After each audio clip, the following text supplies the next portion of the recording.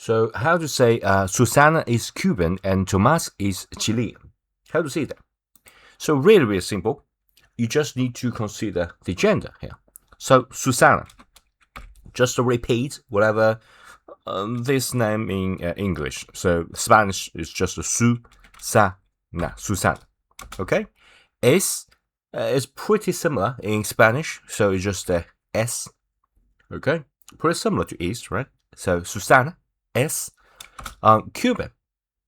Cuban, you need to consider gender. You might think, well, I don't need to consider gender. You do. Okay? So it's Susana. It's a female. So I'm going to use the feminine version. So cubana. Okay? Cubana. Susana is cubana. So see this interesting trend here.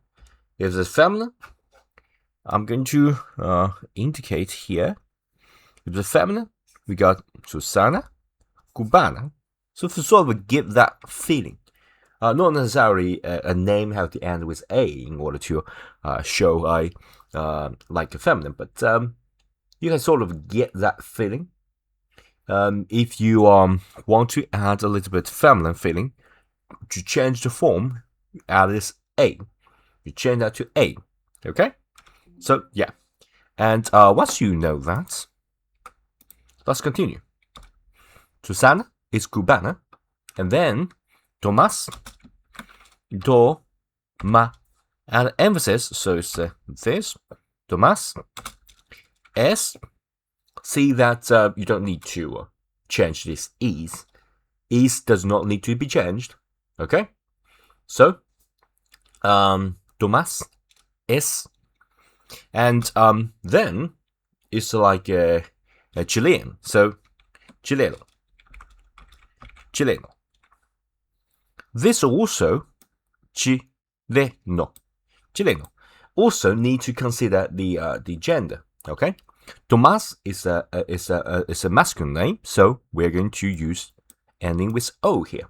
So Tomás is chileno. So here comes to another interesting thing, is that what we are saying is Susana is Cuban and Tomás is Chilean. We use and, so we can modify this sentence a little bit to make it interesting. So first is that and.